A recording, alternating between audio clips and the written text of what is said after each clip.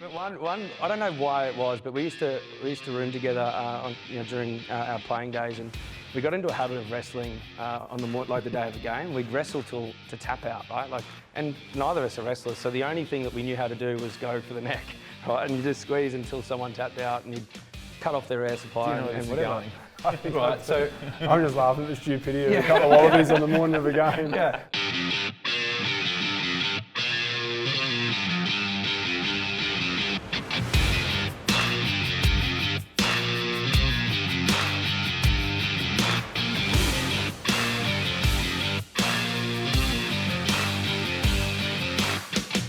I'm Louise Ransome. Welcome to the Aussie Rugby Show. New name, but same old gang with us. Drew Mitchell, Stephen Hoiles, former Wallabies. Great to see you. Sean Maloney. I'm back. I'm back. I love your chat with Kurtley Beale last week at Brandwick. This week we bring it from the eastern suburbs to the north, home of the Mosman Whales. Great subbies club here on the North Shore of Sydney. Go the Whales. I thought I'd dress appropriately and put some patches on my elbows to join one. the That's old why I've crew, got the cardigan on and the of Stetson hat as well. Yeah. I thought I'd just doll it up a touch. Soon I'll be a board member of Rugby Australia.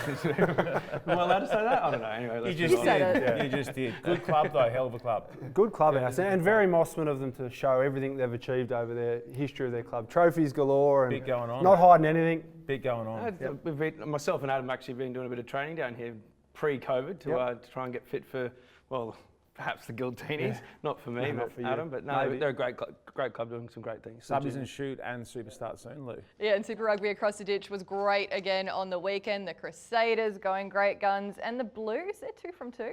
We did have a bet not long ago, didn't we? Who we all picked, just to remind everyone?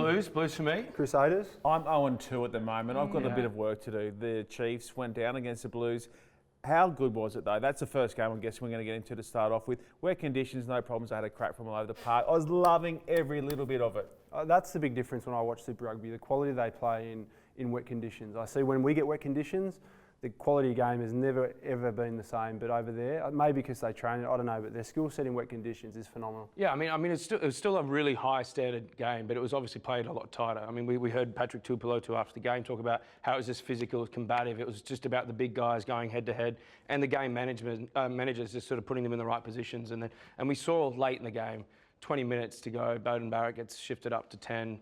He gets in, slots a field goal, puts them a little bit further out of reach, and that game management, that experience, that's the sort of stuff that Black, the young fella that played at 10 at the start with, getting the experiences to, rub shoulders with the Beauden Barretts and the Dan Carters now of the world at training and talking about it going into the game and also reviewing afterwards. That's going to be so valuable for him going through. I think you're right. Identifying the fact of the conditions and playing to it, I feel for so long in Australian rugby we've been brainwashed because we need to be it's the entertainment business. We've got to be scoring tries from everywhere, and that's awesome. Like, we love nothing more than that. But there are games when you've actually got to play a conservative style of rugby, and Patrick Tuipulotu nailed it. Like, they knew they were doing it, and they kicked to the right areas. They played smart footy. I think it's a really strong part of the game that we can improve on. Staying with the drop goal, psychologically, how much does it knock you around when you're on the receiving end of the drop goal? Because I saw the Chiefs' faces on the slow-mo replay, cutting back across Beauden's shot on, and they're like, oh, no. Yeah, I mean, does it hurt? It's deflating. In those conditions as well, like, tries weren't easy to come by in that game. So they knew that, okay, if we're within 1 or 2 points, we're 1 score away, we can get down there. Our goal kicker's range might be 45 metres. We get somewhere within that range and get a penalty, then we're a chance to go ahead, right? As soon as Beauden puts that over and then they're out of the 3-point margin, then straight away they think, okay, now we're going to have to get at least to try to get back in front or get back into this game. That's where, like, the mindset, that's where it takes a real blow. Because, I mean, they've been working away for 60, 65, 70 minutes, not being able to get across the line that easily. And then all of a sudden they need to score a try. Like, that's where it has that sort of damage. Yeah, I find when you're playing and you receive a drop goal, you get a drop goal against you, it is far more hurtful than when you get a penalty goal. When you get a penalty goal, you can always put it down to something. Someone was offside, there was hands in the ruck. Sometimes you do nothing wrong. You can defend really well for 5, 10 phases, and you turn around and they've just put 3 points on you. So the confidence that the attacking team get from it, it's huge compared to a penalty goal. So there's been 4 drop goals taken in the first 2 rounds of this restarted Super Rugby comp. In 2018 and 2019, not a single Kiwi team had a drop goal. What do you make of that? I mean, I think you can put it down to a few different things. I think one is conditions. I think, that up in Auckland where it was wet, it was tight, drop goals, like we're saying, the importance or the value you get from maybe just edging ahead, whether it's outside of one score, can be invaluable. And then the other thing I think maybe is it's a bit of a influence from the Northern Hemisphere. Cruden's come back, he's hit one. Gatlin's come back and he's coaching now. So there's just a bit of an infusion of the mindset of the Northern Hemisphere rugby coming into the Super Rugby, and it's starting to have a bit of a toll, because like you say, like I mean, if you're a player that's just had a field goal kicked against you and you've done nothing wrong, and you see how far it puts you in front or how much advantage it gives you. I mean, it's huge. Yeah, we saw young Lolaseo from the Brumbies knock one over early in Super Rugby this year. The Brumbies had the game covered, but it just showed that he's a guy that has the confidence to do it. It's confidence, it's ability, and I think it's also you just have to park the crowd, because in Australian rugby we've had a tendency not to really appreciate them. We go to World Cup and we see the value of them in tight games. So yeah, it's similar to that wet weather rugby, where when I say we, Australian rugby, we can certainly improve on that, and we can encourage our players to practice it, because you can't just turn up and start hitting them as Super Rugby. You've got to do it all the way through your playing career. I think one other thing with these New Zealand games that we're seeing, and it's been an argument, or at least I guess a contentious sort of point for a long time, about how Australian derbies are pretty dour affairs and not the greatest rugby. And then when you look at the New Zealand games, and I think again it comes down to mindset. I think the Kiwi teams go out there to win a game. Yep. Whereas I think because there's been so much chat around, especially in this conference system of previous years, about how an Aussie derby is almost worth 2 wins, because you deny them a win, but you also gain one.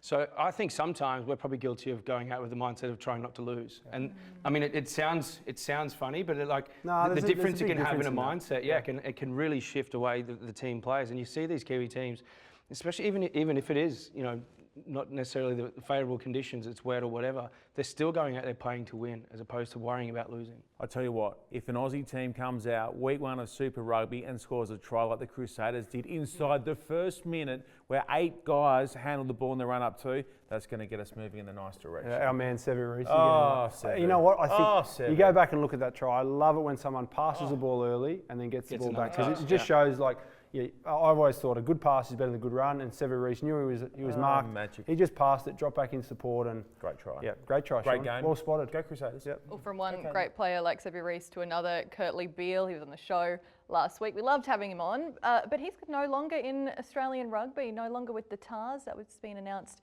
this week. Sad he didn't get out there in this Super Rugby competition, but we wish him all the best heading overseas. What a servant he's been to Australian rugby. Yeah, absolutely. I mean, he's the most capped, equal with Ben Robinson, most capped Waratah of all time. I mean, the guy is, he's had expectation on him since he was 13, turning up at Joey's.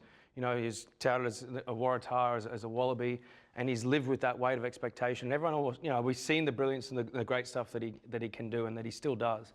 And everyone expects that every single week. And I think sometimes, the expectation and, he was brought into Wallaby camp when he was in Year 12. He trained with us for 4 days. Yeah. Wow. He was sent up to Coffs Harbour as a Year 12 school kid to train with the Wallabies, and he just jumped in as if he was one of the players. Off the back of that run with Joey's when he was still in at school. School season was in holidays, and he came and trained with the Wallabies as a... I mean, he's done some great things, and I think, not just with ball in hand or, on the field, but we always talk about whatever team he's in, if he's up, the team's up. He's had so much expectation and a lot of weight that he's carried, I think, through his career, and he's done such a remarkable job. I'm really proud of him. He hasn't wiped out the chance to come back for 2023 World Cup with the Wallabies. When he came back from his time with Wasps, he added another dimension to his game. Yeah. Maybe at Rusty 92, where you don't do any contact during the week, you basically don't train whatsoever. No, that's they might train. Sorry, I think they might be very different. But maybe he gets a refresher over there. We get him back, and maybe he kills it 2023. He did say to me yesterday. He mentioned John Farnham and how many comeback tours he had. So maybe Sharp's still coming back. Maybe it's Kurtley Farnham. Yeah, there you go. Yeah. I would have liked to see him. I would have liked to see him. Good. I would love to see him, get a couple more games for the Tars and be their most capped player. I think it's great that he's equal with Robbo, because they're both wonderful Waratah servants. But I don't know. I'm not that. I'd love to see him play in the Super Rugby. If it wasn't for COVID, he would have had it, right? He would have. And I understand the Waratahs need to move on, maybe give someone like a Jack Maddox more time in the saddle at 15 or whatever. But I think, and I mentioned it through the week on their social media, I think he just deserves one last chance Whether he wants it or not, I'm not too sure. But it would be great to at least be able to go there one last time. His family, his friends, the supporters, to sort of say thanks and give him that moment, even if he gets up on someone's shoulder. Give them that moment, because I really feel that he earned that. But like I said, I'm not sure if it's his or the Waratahs, but you can understand both sides. I dare say you have a few of these stories, Drew, but have you got a favourite on or off the field moment with Kurtley and Hoiles? I'll ask you next too. There are many for after our show, but but one I don't know why it was, but we used to room together during our playing days, and we got into a habit of wrestling on the day of a game. We'd wrestle to tap out, right? And neither of us are wrestlers, so the only thing that we knew how to do was go for the neck, right? And you just squeeze until someone tapped out, and you'd cut off their air supply and whatever. Right, so I'm just laughing at the stupidity of a couple of wallabies on the morning of a game. Yeah, wrestling this is Waratahs. And the first time I panicked, I put my hand up, I panicked and I tapped out first time, and then I got him like 10 straight. And KB was just like, "How do I change this? I've got to change my approach." And we're playing the Brumbies, and so we're out at Parramatta there, sort of going to Stadium Australia or ANZ, and we had this wrestling. Beds are getting shifted, we're going at each other. We're going until someone taps. And then KB thought, nah, and I had him in a deep, deep hold. And he goes, no, I'm going to change. He goes, every time I've tapped, it doesn't work for me. So he didn't tap, right? And I just kept going. And of course, I'm just thinking, okay, he's not tapping. I'm going to pushing his head down. I'm making sure he's getting no air. And then he just goes completely limp at me, and he just he falls and he's just drooling, and I'm like, Kurtley. And he's completely passed out. And I'm like, oh, gee, okay. He came to and he was fine, right? And I'm like, thank goodness. What do we do? Yeah, and I'm like, do we tell the doc? And he's kind of passed out. Anyway, went out and got man of the match, and I was like, oh, otherwise you'd not hear that story. Just to recap, you've knocked out Cliffy Parlew and you choked out Kurtley Beale, two Wallabies greats. And never been in a fight, still. Yeah. Too good. Too good. I don't think I can match that. There's so many good off-field stories. He's a really lovable character. It's And you said he's an infectious guy. It was almost like you knew that if you had to get Kurtley in a good frame of mind, that the team would go well. Yeah. I just think back to his season in 2014. He was in just remarkable form, and probably one specific moment. It was a semi-final against the Brumbies, and it was just something that only players like Kurtley can do. He loves that weasel strip. Yeah. The game was in the balance, and I don't even know. It might have been Jesse Mogg. I can't remember who ripped the ball out of. Apologies to Moggy if it's not him, but he ripped the ball out of someone, and before anyone knew it, even on the field, the cameras even missed it. He was 15 metres down the field and he scored in the corner, which pretty much put the Waratahs in front in that semi-final to get into the final. So he just had the ability to do freakish things that you hear it all the time, but a lot of the stuff that Kurtley could do, you couldn't really coach a guy like Kurtley. You just had to manage him. What about, I'll take you back to Bloemfontein 2010. The kick against the Springboks, when he had that horror run. There was the Quade Cooper ball in field that he drifted, he slips, and hits him in the front, on top of the head, classic Falcon. Maybe he misses a tackle down left side on Habs or something like that, but then steps up and delivers that iconic moment, breaks a 40-year run of outs on the high felt. It was insane, that moment. We were up 31-3 or something just before half, and then they ran us back down, and then they were in front, and then he just took, it was 7 metres in from touch, maybe 5 inside the half, and just absolutely nails it. Yeah, that was a hell of a night. What a player. Yeah, it was. Stop rolling your eyes. Yeah, I run my eyes a lot on this show. So Super Rugby in Australia only a couple of weeks away. We had a couple of new signings, some Sevens players making the move across Hoiles and Louis Holland and Lockie Anderson. Tell me about those guys. Yeah, I think there's a fair few of these guys that are going into Super Rugby sides now just to get some game time. I don't know what their contract situation is, whether they're there long term. I hope they're still involved in the Olympic program. Louis Holland, he played 2 or 3 years as Australian schoolboy, 10, 12, 15. He's from St Edmunds College, so he's probably fallen in that category purely because he's been in the Sevens for so long that he's a Sevens specialist. I think he'll be a very good number 12 at some stage. It's going to take a long time to convert. I just watching him play and the way he moves and his skill set, I kind of see him a bit Kyle Godwin-like. Very similar, Similar sort of to the way he moves and his skill set, and he's abrasive as well. I think he'd go. I think you'd struggle to find a better player in Australian rugby in terms of throwing a long ball. And I was speaking to Billy Meeks last week, the Rebels centre. He goes, mate, he's throwing them 30, 40 metres on the button at pace, time and time again. His long ball, and particularly left to right, which you don't see. You see a lot of players very strong right to left. Yes, both sides. He's very, very good both long. Can drop kick well. He might be one to land a few drop goals. He can. He's a very good kicker, and that's part of the game you don't get to do in Sevens. He's a good long kicker as well. So you'll see that Lockie Anderson's gone down. Funny about Lockie Anderson is he's always been a back rower growing up, and he's a fast back rower, and he's been in the sevens program where he can run 90 metres. He can hit top speeds of close to 10 metres per second, so he's quick. And as people have seen on the sevens circuit, they've seen him run 90 metre tries, so they've almost said, I think he's a centre. I know that a few people in Australian rugby think he's a centre. He's gone down to the Rebels as a 13. He can run a line out in sevens like a back row forward because he is, but I'll be interested to see how he goes in the back row. And I think you'll see a couple of other guys pop up in different teams over the sort of course of the next few months. And it's good for them because they're playing footy. One of the guys I'm so pumped to see have a crack at Super Rugby, Jarrell Skelton. I reckon this kid could be anything out of the Aussie Sevens program. Yeah, he was always a sevens player who you knew had a lot more 15s background. He probably, if you're being really honest, suits 15s a little bit more.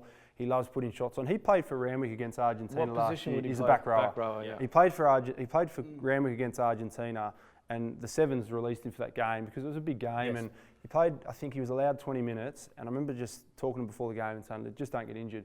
He would have raced out of line about 6 times. Because you have a say in the matter. Yeah, and I remember watching going, he's gonna hurt someone, and hopefully it's not himself. He just looks for big shots. Yeah. It's a big rap, and I don't want to put pressure on him, but he reminded me a lot of a young Jerome Kano. Yes. Like the way he plays the game. He's got all the skill sets. He's going to fill out. He's probably only a 98 kilo back row at the moment, and he'll be 108 kilos when he fills out. But yeah, he's got all the attributes to go well. And I think maybe not in the short term. It'll take these guys a little bit of time, but he was signed about 9 months ago from the Rebels, so he was always moving on to 15s after the Olympics. Just a shame that the Olympics has been pushed back, but he'll go well. Yeah. Just back to Louis Holland, Sean. He's got a little side hustle going on, doesn't he, behind the camera? I'm just going to say this. Charlotte Caslick, his fiancée's photos, don't take themselves, right? That's the easiest way of me putting that. So I'm guessing over time, because it's a prolific social profile that Charlotte has, as it should be, Olympic gold medalist this week's Olympic week. Yeah. He must have worn the nubs down on the tops of his fingers, his thumbs and that sort of stuff, snapping Charlotte. I'm sure that they've probably worn down from his time out in the farm. Well, that's the thing though, he's on the farm, he's milking cows, he's putting fences up, and he's snapping away at Charlotte. He's taking snaps. I wouldn't be too happy to be honest. He's doing all the work on the farm and Charlotte's just looking good with the cowgirl boots on. He sounds like a dreamer. He's multitasking. He's a talent. When they say guys can't do more than one thing at once, then he's testament that you can. You can do many things. Louis Holland will do many things at the Rebels too. He's doing a very good job. Talking about social media, did you guys see Taniela Tupou this week? Missed it. What do you got? This bench press, 200 club. 200 kg. What was your top? Bench. Yes. Maybe 120. I was 200 club. You got the 200? Pounds. Grams. Not at all. Mate, that's big tin. Grams. So he threw up 200 kg on the bench press. And and you saw him as well. He hit about like a 70-inch vertical jump afterwards. He was so pumped with it, so he should be. I think he had a little bit more in him when you look at it. Yeah, I think so. He didn't that little sticky point. Yeah, he got through it easily. I never got through that. It went back through my chest, but he just went. I've been spinning a few reds, and they reckon he's stayed fit through the whole way through, so he's ready to tear. Yeah, ready to go. he's scary. Yeah, I haven't seen too many people. I've seen one other player, Dan Palmer, hit 200, and that was when he was not playing for an extended period of time, and he got a lot of time upper body under the bench, and which is what Taniela's got. But that's COVID's been good to some people. So talk me through what happens in the gym when you're in a rugby team, and what sort of stories sort of come out. Is there anything, just looking at that Taniela sort of video, and any stories from you guys as to teammates? I mean, it reminds me of one time when I was playing at Toulon. There was a guy, Andrew Sheridan, played for England. You know, that face against Matty Dunning when they were up against each other. Wasn't he? Yeah, big lifter, right? But he's also he's very British, and he's very pretty straight. And I would call him Shandy. Right, Andy Sheridan. I just thought that's just a pretty obvious one. You just made that up? I made it up, right? He wouldn't like that. So he didn't like it. So I'd be in the dressing room, like, "Okay, Shandy, how's your weekend?" He's like, "Excuse me?" I was like, "What?" And he goes, "It's not my name." And I was like, "Yeah, it's like a nickname, You're like, mate, I've knocked out Cliffy Parley, mate. You take it easy." He goes, "No, do you want to be next?" And he goes, "Well, my name's Andrew." And I was like, "Yeah, but we're mates." And he's like, "Well, we're not mates." And I'm like, "Well," he goes, I said, "What are we?" He goes, "Well, we're colleagues. Like we work together." And I'm like, "Okay, I'm going to break this guy. Like I'm going to get to a point where I can call him Shandy." I was like, "All right, Shandy." He's like, "Mate." And anyway, so just wouldn't. I said, "What are your mates? Like, the guys that you grew up with? What would they call you?" And he goes, "Well, they would call me Andrew." I said, "What are they? What are they, accountants or something?" And anyway, just wouldn't let me call him a nickname. Just wouldn't. And then one day walking in, there was a crossover. Obviously, the backs we trained first, and then the forwards are coming in, and I had 200 on my back, right, like squatting. And then from that moment, he came over, he goes, Shandy's okay. That was it. That was my moment. I was like, he's like, now we're teammates. It was almost as if you got in the front row. I was like, I'm in, and he always like, as I'm walking out of the gym after that, he's like, what'd you lift today, mate? Like I was in. I was like, yeah. Just from that, toss and iron, Shero. I don't have any remarkably good efforts in the gym. I was one that was almost like used. You're a gym time to dodger. socialise. You're a gym My dodger. worst thing that ever happened in my professional career was I walked in the Waratahs. My gym partner was Justin Harrison, Hoiles Harrison, alphabetical order, and he basically just taught me how to copy and paste my way through a program. It's arts and crafts, you guys. Like Justin had like some pec issue, so he just sit on the decline bench. He had to do reverse grip decline bench. He couldn't do more than like 50 kilos. He looks like a melted candle. And he's got one time I was actually doing the right thing. Sean Byrne was my partner in the gym, and we were doing this, it was like a hammy flick type exercise. So I'll try and describe it accurately. Sean's lying on his stomach, so his head's down there. So I might have to stand up for this. So Sean's head's down there, and I'm standing above him, and I've just got to flick, roll a medicine ball down his bum, and as soon as it hits his feet, he kicks it up. So I catch it, so it's to fire your hammies. And I was always kind of guilty of mucking around with Sean, but he didn't want me as a partner because he thought I'd muck around. I was purposely trying to do everything right, and I threw one a little bit too hard. He thinks I did it on purpose. I don't know if I did or not, but he kicked it too early, and instead of it rolling all the way down to his heels, he kicked it when it hit his calves. And so instead of it coming up to me like a slips catch, it basically just went an inch off the ground, and it was a 10 kilo med ball, and it just hit, his head's on the ground, and it just hit the back of his head, and his nose was on the ground, and it was carpet, and he broke his nose. And he ripped the layer of skin off his nose, and he erupted. He was like calling out to Pete McDonald, our trainer. Pete, I told you this bloke, he's never taken anything seriously. He's a dickhead getting, and he's saying this while he's got a piece of skin hanging off his nose. It was the best part. It was Fitness First in Brisbane, so it was better because it was a public gym. So we're in our Waratah kit. All the people in Queensland knew who we were, and Sean's got a bit of skin off with his nose broken. He's trying to break it back in the mirror. Is that how he broke his, like, you know, For the 15th time, his that's nose, how he broke it. his nose is quite off centre. He's funnily enough had it fixed, believe it or not. Has he really? Yeah, Bless him. You couldn't tell. But that was one of 15 breaks, and he did it to himself. He did it to himself, Oh, but he that's the blamed you. best. Yeah. That's the best. Another social media post this week that caught my eye. The NFL player, Market King, he was pretty... Is he though? Former NFL player. Former NFL then. Yeah. He's an ex-NFL player, which is like the competition. Well, I think he's Former maybe NFL player. still somewhat active. He just hasn't been picked maybe. He Yeah. hasn't got field time for a while. But yeah, it was a pretty outlandish comment to kind of come out. Dominate and he's easily. also had to maybe backpedal a little bit. So Well, for when those he- who hadn't seen, he said that if he ever played rugby, he would dominate it easily. Yep. Like, I mean... Yeah, kicking out of your own end. He's a punter. He dominates. Sitting clearance back in the kick. pocket, maybe kicking for touch, he'd dominate. But that's When the All Blacks social media account comes after you, you know you've done wrong. You've poked the bear. I haven't mean, you? you've really wound up. You've really wound up the wrong crew. So they invited him to training, right? Yeah, he won't won't turn show. I don't think he'll take. I look. He won't be there. I think what he was trying to do, obviously, was getting himself a little bit of, a little bit of airtime, and silly me, I gave him a bit of airtime when I went into his... What'd you say that? Well, no, I didn't say anything, but I went into his profile just to check what's going on. He's also got a Marquette King music account. I think he's just, he's trying to do a bit of a side hustle with his music. Maybe he's just trying to get a bit of viewers, a few ears to listen to some of his music. Anyway, the Giltinis are signed him. So It got me thinking, love though, it. if you guys could pick, Drew, you'd like your NFL. Yeah. If you could pick an NFL player to have a crack at rugby, who would you go? Anyone that springs to mind? Would you go an out-and-out wide receiver and throw him in the wing? I got one. I'd go a running back. And I'll give go it Gronkowski. Would you? Yeah, Oh, back really? row. Yeah. Line out Good man. shout. I Edge runner. wouldn't mind getting on a boat with Gronkowski. That guy Yeah, from that parties. point of view as well. Yeah. I'd go Marshawn Lynch. Yeah. That was going to be my beast first mode. one. Just beast mode. Maybe off the back of the scrum him in the at number centres. 8, or even center. Maybe it's like ball carrying 12, or you just go short man lineouts. Yeah. 5 men. Bang. Have him in the Yeah. middle. Just He go. comes Marshawn. Yeah. I had another tight end. I had Travis Kelce for the Kansas City Chiefs. He's a he's good. similar Yeah. skill set to Gronk. He's incredible. I'd go in the other way. I wouldn't mind seeing maybe a Tuisova as a running back. Yeah, someone I like saw that, Tuisova. or a Radradra, just a little bit on the edge. Yeah. Oof. Yeah. Yeah, they'd be Spicy. handy. I always thought like That would be a Will spicy. Skelton would be somewhere in the front line. Like he would surely be. He can't be that big and that talented and not be. Agile. Just be the Radicki Samo. Could he have played? He could have been a tight end. Big bloke, move well. Yeah. Great Fast hands, twitch. great Yeah. fast twitch. Yeah. He'd be a great tight end. Yeah, the ball would look like a tennis ball in Rodriguez's hand. Less wouldn't it? peanut, Yeah. just carrying the peanut around an NFL field. While we're talking NFL, did you see Craig Cooper's skills with Yeah. an NFL ball? Look, he's He's got great skills, but he's in fantastic nick. Isn't he? Yeah. Oh, like, he's in good He's been shape. training for 9 months. I know, but I mean, I've been training as well.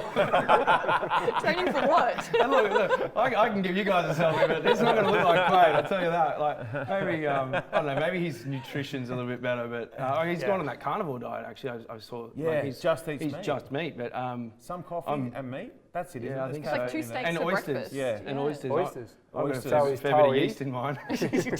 yeah. And What, he's are your ripped. oysters or your steak? No, my your diet. My diet. Yeah, okay, gotcha. Yeah. So, but yeah, I mean, his skills, like some of the stuff. I think it's even been with some of the clips have been with Tavita Pangai Jr., the Broncos forward. That's who's with the cup. He's on the receiving end. I mean, that's not a bad duo either. Yeah. Throw that. You know what? It got me thinking as well. You know the Pro Bowl that they do. Yes. It'd been really cool if you know, as a concept, you could bring in Someone from across Coda, right? Just for one play or for a few plays here and there or whatever. And you have a LeBron on the edge, or you have all these people that they always sort of talk about it and just get them in. I mean, it'd be hard if you just get subbed in for one game. Everyone knows that you're going to get the ball, but who would you for bring one in? play. But One sport, one player. I mean, I don't know. I mean, there's so many.